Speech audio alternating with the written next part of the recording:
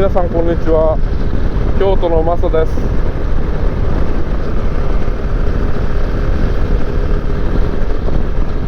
いや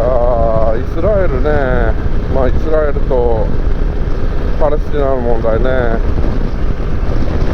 やっと先日から停戦に入りましたけど、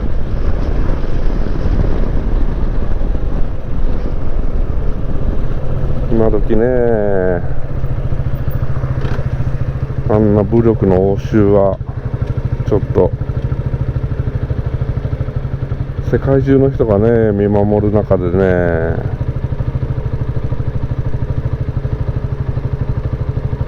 あってはならないですよね。なんかガザ地区ね、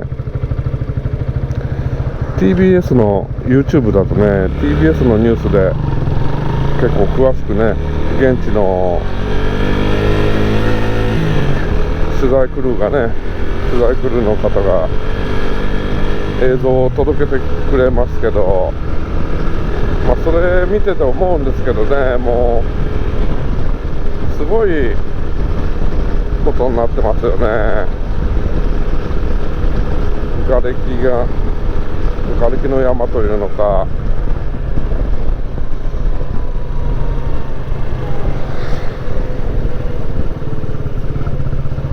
ビルをね、一撃でビルを吹っ飛ばしてしまう、精密誘導爆弾ね、すごいですね。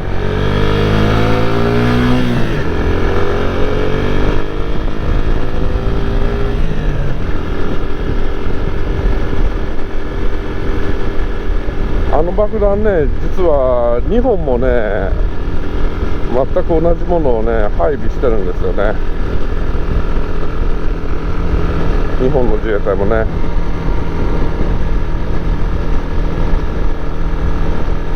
2000ポンド、爆薬は2000ポンド級らしいんですけどね、おおよそ400メーターの範囲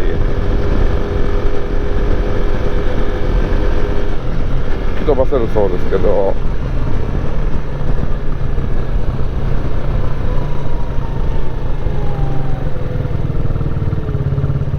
あれを何百発って撃ってるんだもんね、イスラエルは。イスラエルのね、ちょっとやり方がね、きつすぎますよね。制裁、対抗手段ね、制裁措置なんですけど、ハマスに対するね、一発の爆弾で下手したら何十人って死ぬわけですからね。あれ、まだね、逃げるように通達を行ってから撃ち込んでるみたいなんで、あれでも被害は少ないみたいですけどね。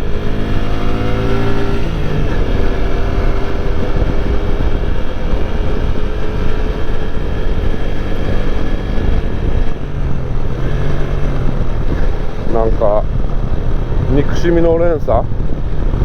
ていうんですかね、憎しみの連鎖が武力の応酬につながって、もう歯止めが効かなくなってますよね。ハマスの方がね、対するハマスの方が撃ち込んでるロケットっていうのは、ロケット弾ね、ほとんど手作りみたいですね、武器としては。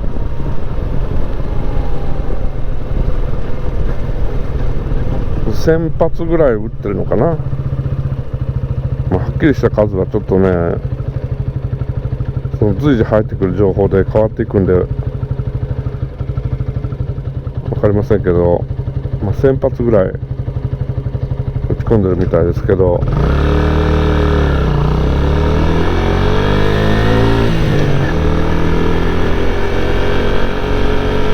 ボディはね、ただの鉄パイプですよ。それこそ日本のホームセンターでも売ってるようなね、鉄パイプ、そこに頭弾頭になる爆薬つけて、火薬の爆薬ですね。それで化学肥料の燃料を使ってね飛ばしてるみたいですけど、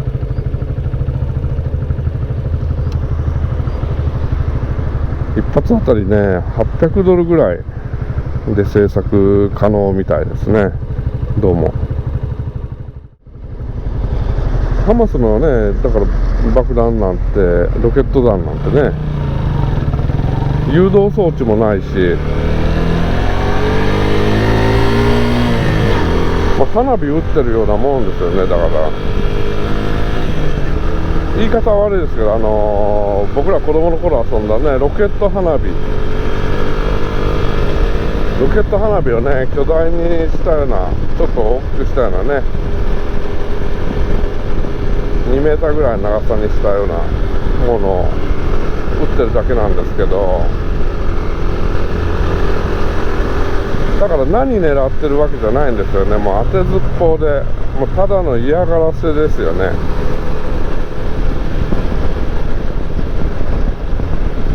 それに対してねピンポイントで人の命を取りに行ってるっていうねイスラエルの攻撃の仕方ね。しかもそれを都市部の雑居ビルみたいなところにねめがけて落としてるんで、民間人の被害がもうすごいですよね。あんなことをやっててね、その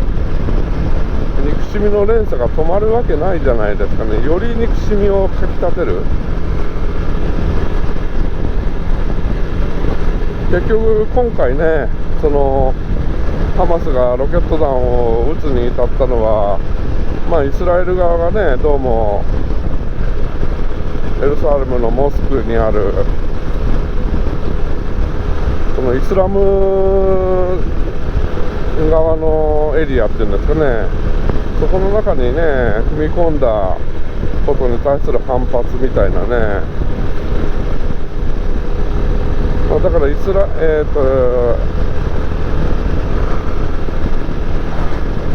アラブ人の人からしたら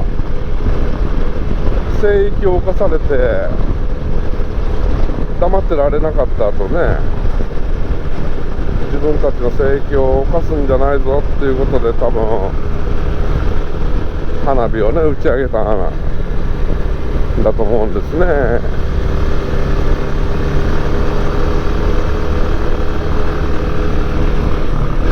それに対してね、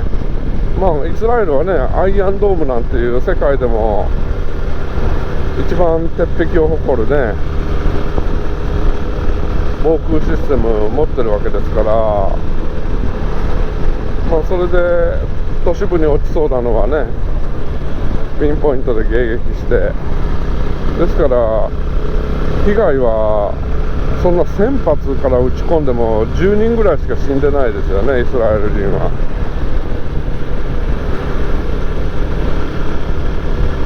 それに対してどうですか、イスラエルは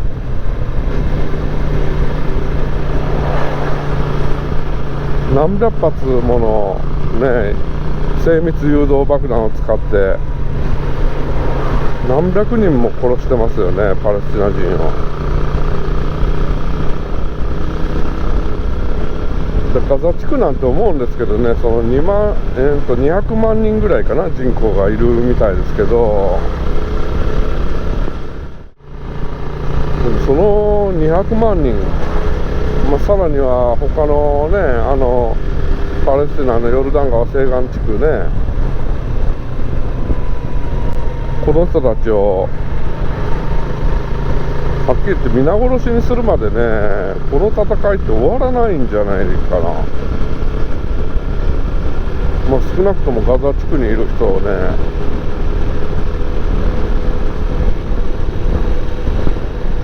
一時的なこんな休戦はしてもね、イスラエルが今の状態だったら終わらないですよね。なんかね残念だなと思うのはね、イスラエルの人たちって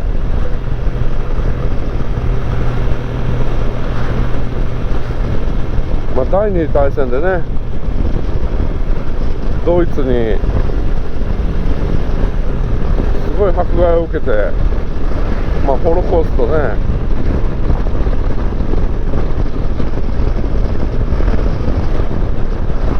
ナチスドイツに散々な目に遭わされて、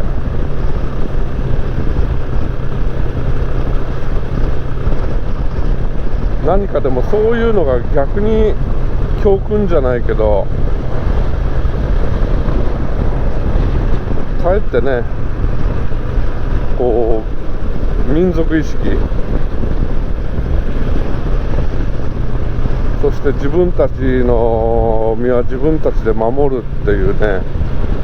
そういう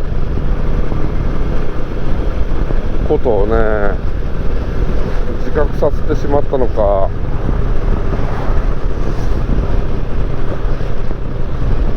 自分たちがそんな目に遭わされたから、今度は逆にね、自分たちより立場の弱い人たちをそういう目に遭わせても平気なのっていうのがね、心を痛めないのかなってね思うんですけど、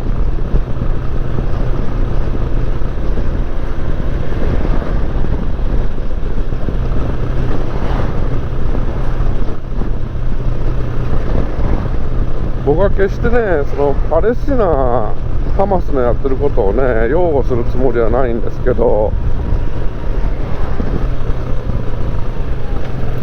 パレスチナはね、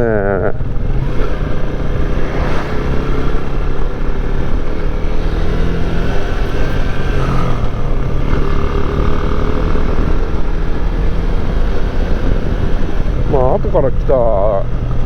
イスラエル人、ユダヤ人ね、イスラエル、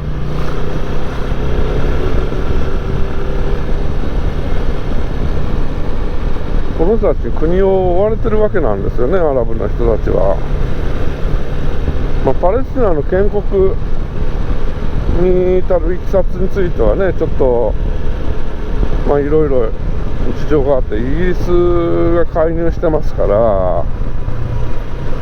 まあ、当時のね、そのイギリスの大英帝国のね時代から、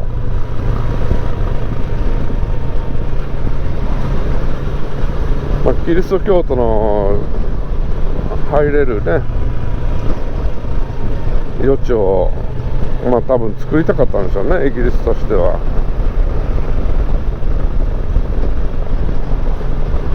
そういう経緯もあって、まあ、第二次大戦後にね、今度はイスラエルっていうユダヤ人を連れてきて、お前たちにも国をあげるよってね、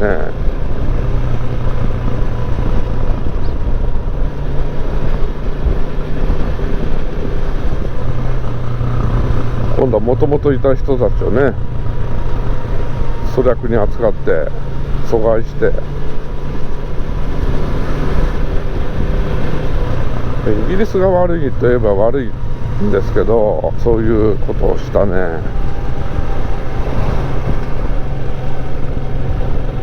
あとアメリカね、アメリカが変にねイスラエルに手こ入れするから、まあ、武器の売却、武器供与もそうですし、支援をね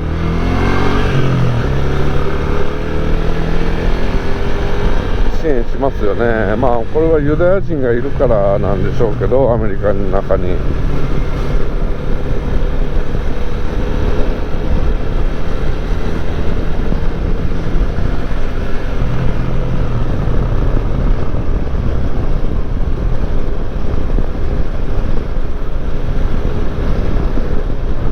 第1次から第4次までのね中東戦争ありましたよね。僕ら若い時でもなんかエジプトとイスラエルが戦ってたり、シリアとイスラエルが戦ってたりね、なんかもうめちゃくちゃですよね。結局でもその後ろ盾にいたのはアメリカなんでね、全部。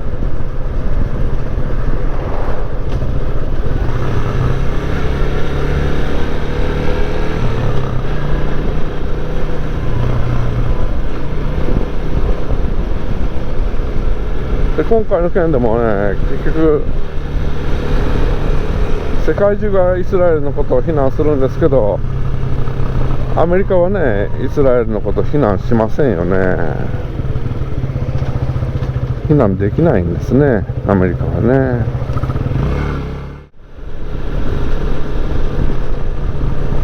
アメリカがイスラエルにね、介入しているんですから、介入するんであればね、もっと自制させるべきですよね、そのやり方をね。こんな形でね、暴力の応酬が続くだけではね、いつまでたっても終わらないし、どんどんなんかエスカレートしてる使う兵器がエスカレートしてますから、イスラエル側の。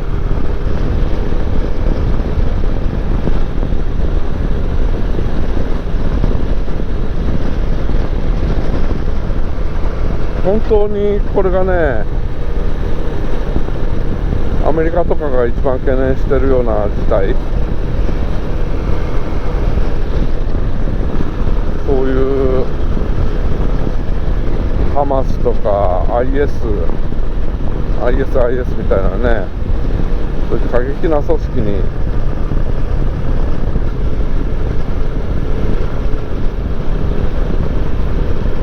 細菌兵器とかね、化学兵器、そして核弾頭みたいなものがもし渡ったらね、どうなると思います？ここまでやられてね、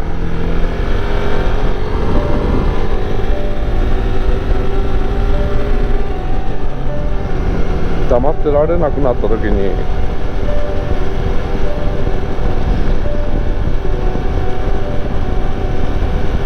窮鼠猫を噛むって言いますよね。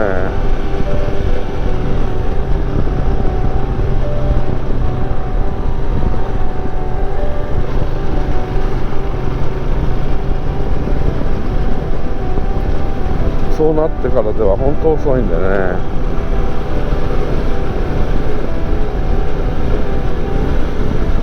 本当にね。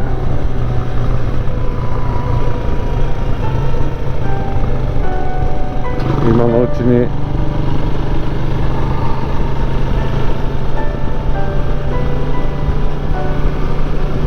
お互いがね、歩み寄ってしっかりね、その停戦ではなく恒久的にね、